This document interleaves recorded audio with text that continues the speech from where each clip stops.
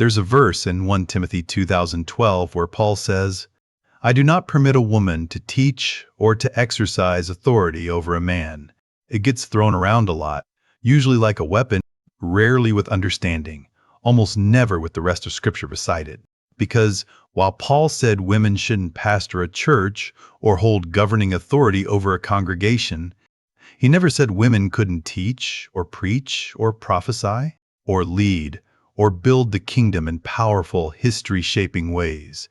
In fact, the New Testament is overflowing with women God raised up.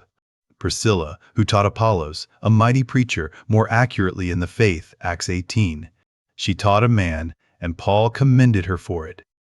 Phoebe, a deacon in the early church and the entrusted carrier of the book of Romans, Romans 16,001. The most theologically rich letter Paul ever wrote was placed in her hands. Junia, called outstanding among the apostles, Romans 16:7, a woman recognized at the highest level of ministry. Mary Magdalene, the first witness of the resurrection and the first preacher of the gospel after Jesus rose. He told her to go tell the men. The daughters of Philip, prophets filled with the Spirit, Acts 21:9. Women who spoke the words of God. Lydia, the first convert in Europe, whose home became the first church plant on the continent. Jesus himself broke cultural norms for women, teaching them directly, calling them disciples, welcoming them to sit at his feet, and honoring their faith publicly. So what does 1 Timothy actually mean? Paul wasn't silencing women.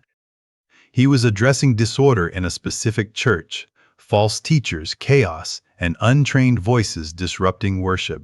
He restricted the pastoral office, but not the voice, not the gifting, not the calling, and not the assignment of women. Women can prophesy, women can teach, women can evangelize, women can disciple, women can lead in the Spirit, women can shift the future of the gospel. The question isn't, what can't women do? The real question is, what has God empowered them to do? And Scripture answers, not a footnote, a force. This is BibleBlooms, where we don't shrink Scripture, we open it and find the women God trusted with his story.